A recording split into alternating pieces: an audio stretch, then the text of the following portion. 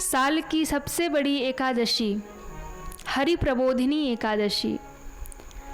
एक बार धर्मराज युधिष्ठिर ने भगवान कृष्ण से प्रश्न किया कि हे प्रभु, कार्तिक मास की शुक्ल पक्ष की जो एकादशी है उस एकादशी का क्या नाम है और उस एकादशी की महिमा क्या है।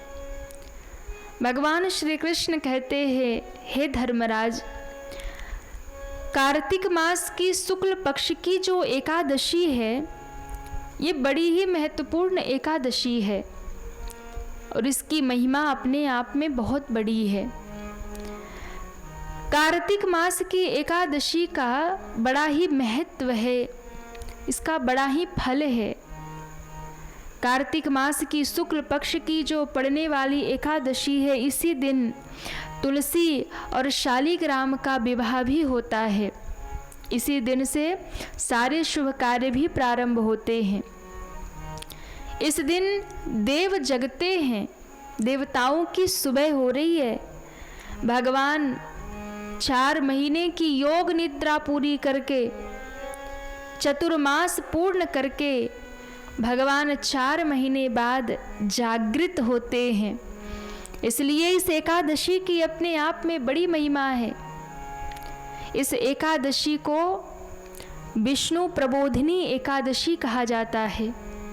इस एकादशी को देव प्रबोधिनी एकादशी कहा जाता है।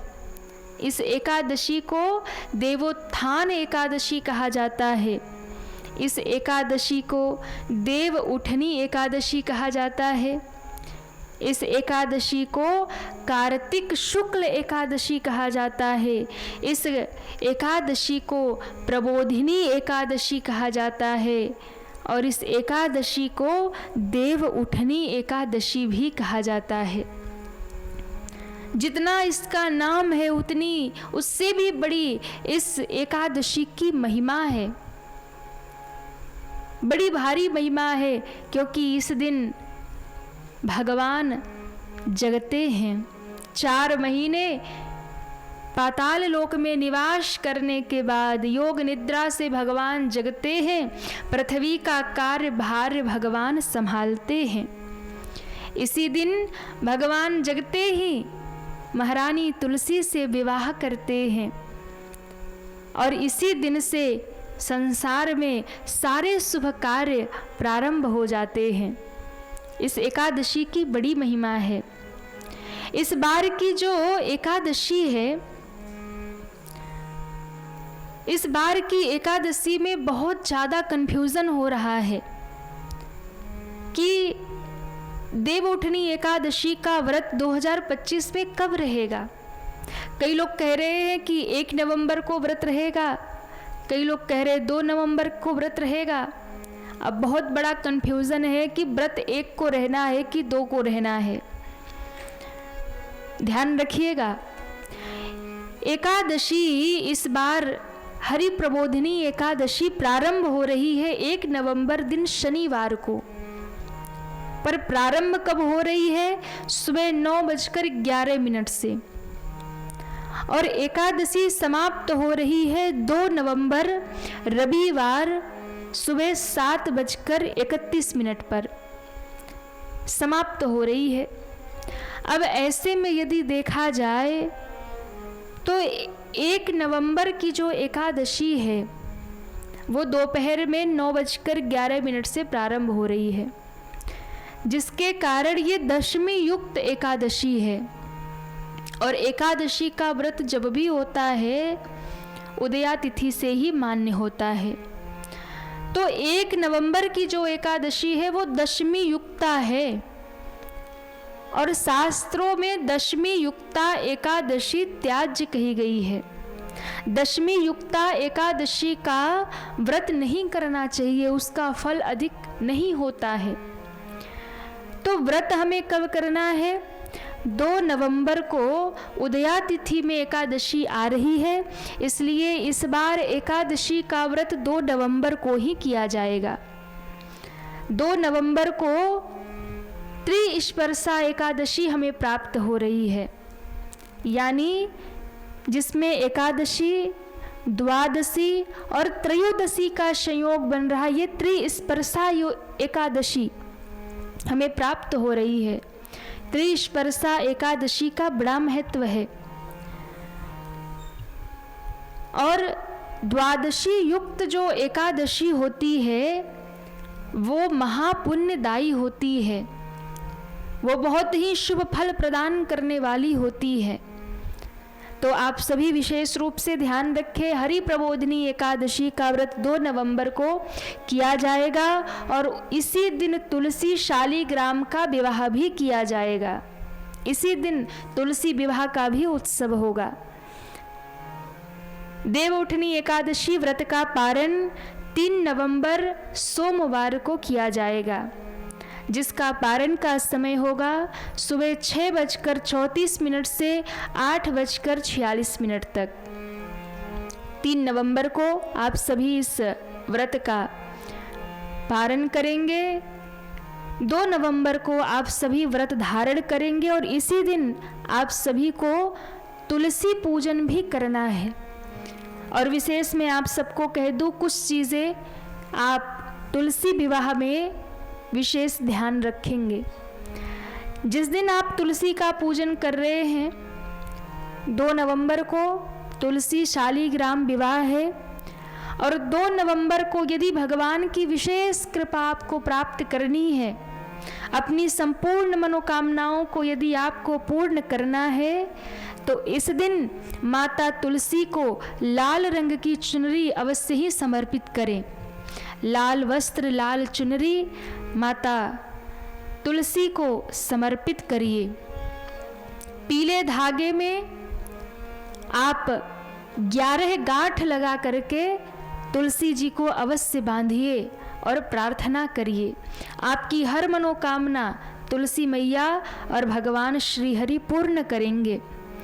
इस दिन कच्चे दूध में थोड़ी चीनी मिलाकर मीठा कच्चा दूध तुलसी जी को अवश्य ही समर्पित करें। लाल रंग का कलावा तुलसी जी को अवश्य ही आप बांधे, उन्हें समर्पित करें। और सबसे महत्वपूर्ण बात, घी की बत्ती से माँ तुलसी की आरती अवश्य करें। और सबसे विशेष बात, भगवान को आप 11 तुलसी पत्र अवश्य ही समर्पित करें। इससे भगवान विशेष प्रसन्न होते हैं और प्रसन्न होकर के आपकी सारी मनोकामना को अवश्य ही पूर्ण करते हैं। तो हरि प्रबोधिनी एकादशी पर ये 5 काम आप अवश्य करिए। पहला काम, तुलसी जी को लाल चुनरी अवश्य ही समर्पित करिए। कच्चे दूध में थोड़ी शक्कर मिलाकर मीठा दूध तुलसी जी को अवश्य ही समर्पित करिए। तीसरा कार्य करिए, पीले धागे में 11 गांठ लगाकर उससे तुलसी जी को बांधिए। लाल कलावा भी तुलसी जी को समर्पित करिए।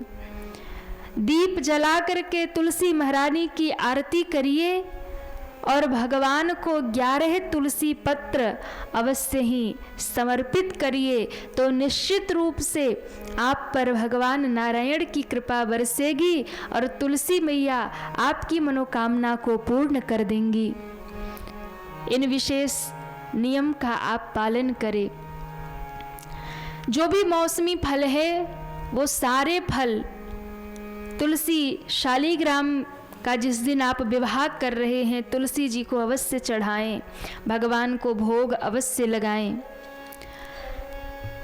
हरि प्रबोधिनी एकादशी, देवउठनी एकादशी का हमारे शास्त्रों में बहुत बड़ा महत्व है। इस दिन भगवान जगते हैं, भगवान को झूला झुलाइए, भगवान को जगाइए। हे देव जागो, हे हरि जागो, भगवान को सुंदर सुंदर भाव सुनाइए, सुंदर सुंदर भजन सुनाइए, कीर्तन सुनाइए।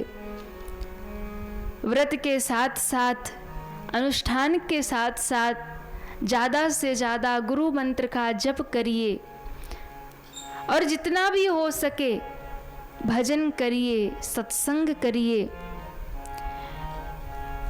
हरि प्रबोधिनी एकादशी की कथा भी बड़ी महत्वपूर्ण है। हर एकादशी का अपना महात्म्य है, अपनी एक कथा है। धर्मराज युधिष्ठिर ने भगवान से प्रश्न किया कि प्रभु, हरि प्रबोधिनी एकादशी की कथा क्या है? इसमें दो कथा प्रचलित है। पहली कथा तो ये है कि इस एकादशी की बड़ी महिमा है। एक बार एक बड़ा ही धर्मात्मा राजा था, और वो इतना धर्मात्मा राजा था कि अपने राज्य में एकादशी के दिन वो पशुओं को भी अन्न नहीं देता था। ऐसा एकादशी का व्रत पालन करने वाला बड़ा ही धर्मात्मा वो राजा था। एक बार क्या हुआ कि एक दूसरे राज्य से व्यक्ति आया और उसने राजा से निवेदन किया कि हमें अपने यहाँ नौकरी पर रख लीजिए। राजा ने कहा, अच्छी बात है, पर मेरी एक शर्त है, मेरे राज्य में अगर रहोगे तो तुम्हें एकादशी व्रत करना पड़ेगा। एकादशी को अन्न ग्रहण नहीं करना है, ये मेरे राज्य का नियम है। यहाँ पशुओं को भी एकादशी के दिन अन्न नहीं दिया जाता। अब नौकरी के लालच में उसने स्वीकार तो कर लिया नौकरी, लेकिन जब एकादशी आई तो उसे अन्न नहीं मिला, फल फूल मिले खाने को। वो राजा के सामने रोने लगा, गिड़गिड़ाने लगा, बोले महाराज मैं तो मर जाऊंगा बिना भोजन किए, अन्न तो मुझे चाहिए ही चाहिए। राजा ने कहा, मैंने पहले ही कहा था, मेरे राज्य में ये नियम नहीं है, रहना तो व्रत पड़ेगा। बोले महाराज मैं तो मर जाऊंगा बिना अन्न के, प्राण चले जाएंगे। राजा ने कहा, अच्छी बात है, थोड़ा अन्न ले लो और लेकर मेरे राज्य की सीमा के बाहर जाओ और वहां जाकर के प्रसाद ग्रहण करो, पर मेरे राज्य में अन्न नहीं खाना है, और हाँ भोग लगाकर ही खाना। बड़ी श्रद्धा से उसने प्रसाद बनाया, भगवान का आवाहन किया, और कहते हैं उसके भाव को देखकर भगवान रीझ भी गए। प्रकट होकर भोग लगाया, उसने प्रसाद पाया। दूसरी एकादशी जब आई तो इसने कहा कि भगवान भी खाते हैं, थोड़ा ज्यादा ही दे देना।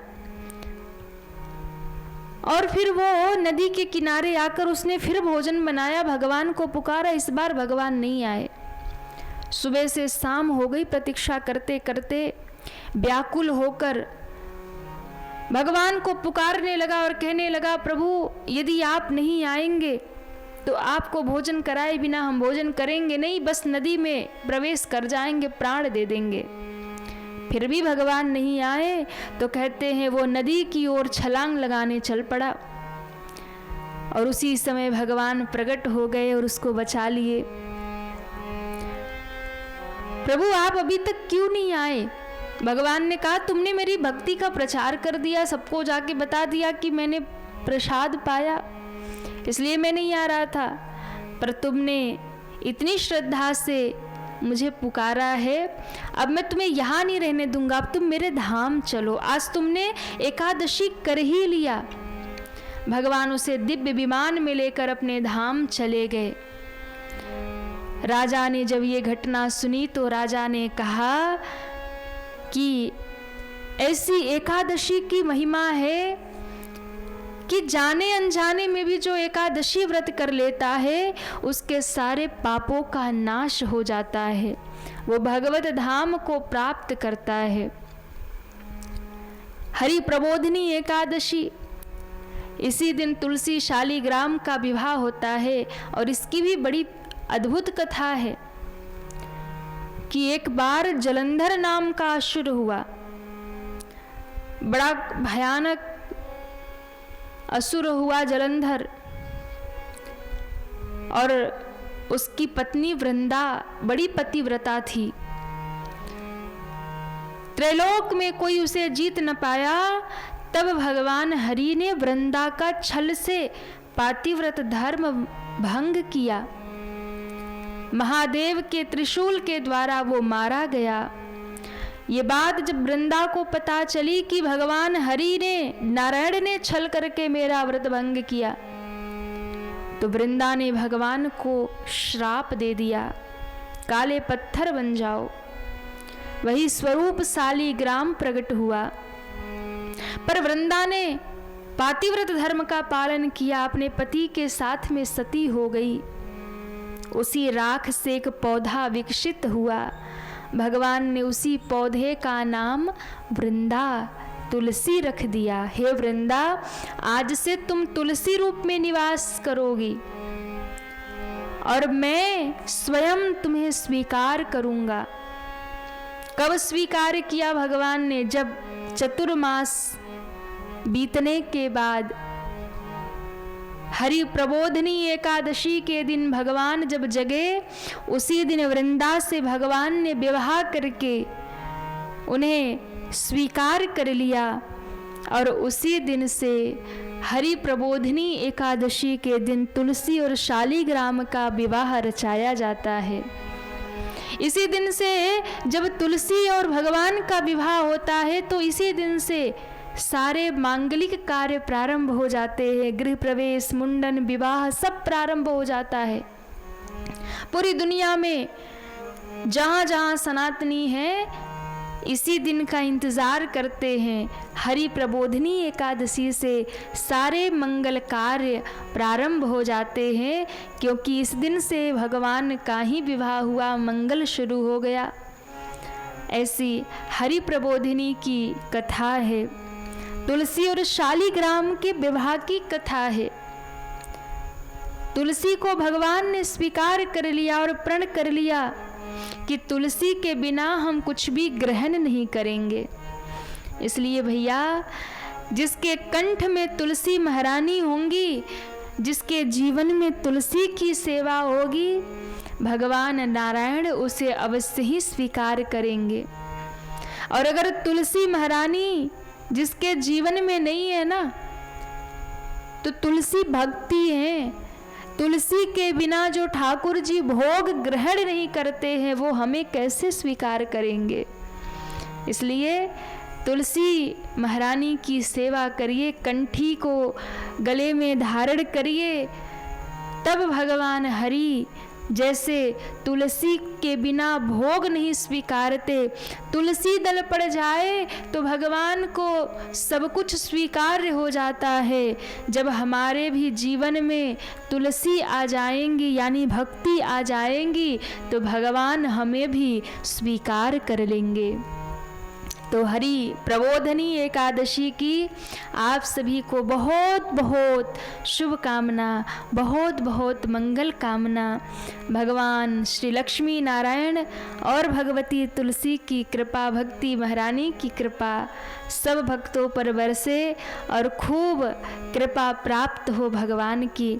इन्हीं भावों के साथ हरि प्रबोधिनी एकादशी का मंगलमय उत्सव आपके जीवन में मंगल करे। बोलिए एकादशी महारानी की जय।